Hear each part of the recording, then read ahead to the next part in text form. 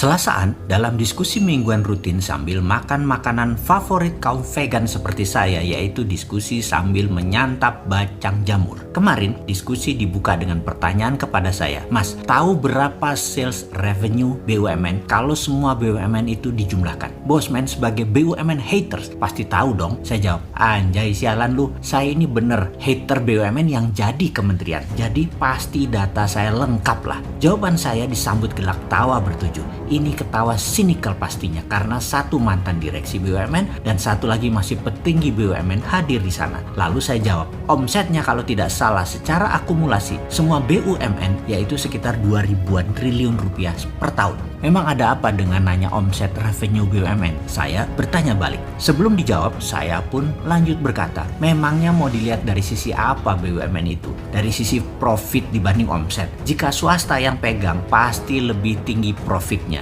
Dari sisi service juga pasti swasta lebih baik. Kalau dari sisi korupsi, swasta nggak ada korupsi. Kalau dikorupsi, pengelolanya langsung kolaps perusahaannya. Kalau BUMN dikorupsi, merugi, negara injek, tambah dana dan fasilitas dari APBN. Surga bener deh tuh BUMN. Asli saya geblek-geblekin BUMN bobrok semua kok dipiara di bawah kementerian. Amit-amit banget dah. Saya mulai nyolot. Pokoknya enak kerja di BUMN. Ukuran suksesnya gampang. Proyeknya, proyek pemerintah. Komisarisnya, pejabat kementerian terkait dan para pendukung pilpres. Modal kalau kurang, negara yang bantu. Tambah subsidi lagi terhadap harga jual. Seperti pupuk misalnya. Pokoknya siapa saja bisa jadi direksi BUMN. Gak usah pinter, pokoknya nurut diatur. Wes, itu aja syaratnya. Sebuah kalimat yang menunjukkan sinisnya saya dengan BUMN di bawah kementerian. Kenapa Mas Mardigu gak suka sama BUMN sih? Demikian salah satu yang hadir yang baru beberapa kali ketemu, yang belum kenal sekali sifat asli saya. Kalau yang sudah tahu nan tahu banget, saya ini anti pemerintah berbisnis. Saya ini pro UKM dan pro wira swasta. Oke, saya tanya balik kepadanya. Dari sales 2.000 triliun per tahun total BUMN ini, ada berapa yang didapat karena ekspor? Jawabannya mungkin nggak ada BUMN ekspor. Sedikit banget kalau ada BUMN ekspor. Raja import mah iya kali. Selama ada BUMN sentralisasi, garansi UKM juga tidak akan tumbuh baik di Indonesia. Jadi yang 2.000 triliun ini sebenarnya pasarnya dan uangnya rakyat Indonesia yang diambil lagi ke perusahaan negara tersebut. Pegawainya BUMN dapat faedah dari perasan rakyat Indonesia yang jadi marketnya BUMN yang dilindungi peraturan pemerintah lagi.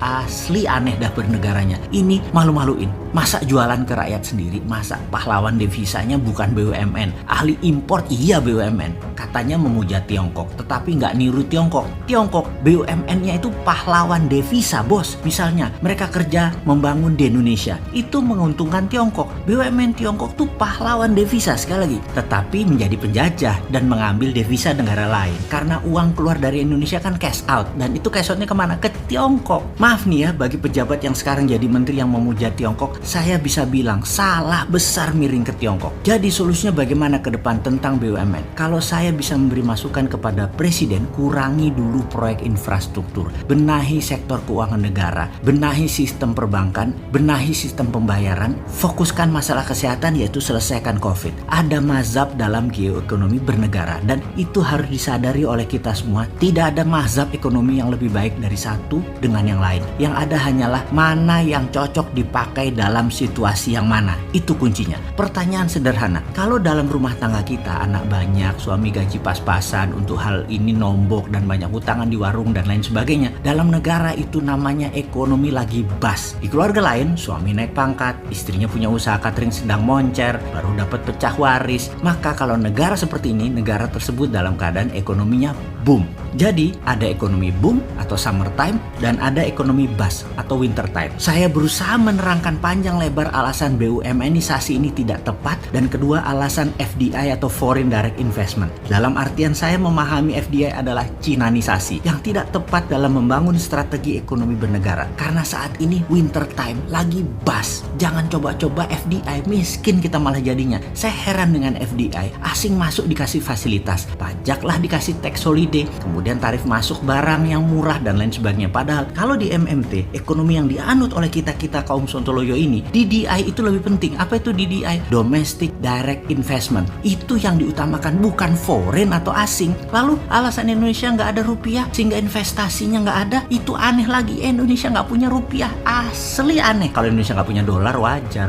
bukan mata uang kita, tapi nggak punya rupiah, itu aneh bin ajaib. Oke, kita lanjut. Lalu kalau melihat langkah ekonomi makro mikro sekarang lebih parah, malah kesentralisasi BUMN dan kekuatan oligarkinya malah dikuatkan. Ya monggo aja, atau gini deh, terserah 4L kali ya. Mudah-mudahan semua aman, bisa melewati petaka COVID dan gak terjadi krisis ekonomi lebih parah. Karena menurut saya pribadi, ketika strateginya gak terlalu mendukung UKM, kayaknya ekonomi akan terseok-seok tahun ini dan tahun kedepannya. Kita Komsontoloyo ingin sekali berkontribusi mengembangkan UKM. Salah satunya dengan MMT, tetapi apa daya, tangan tak sampai, suara tak terdengar. Yo wis, sakarepmu. Suatu hari kau akan tergantikan juga. Kau akan tak bertameng lagi. Jadi hati-hati ya bernegaranya.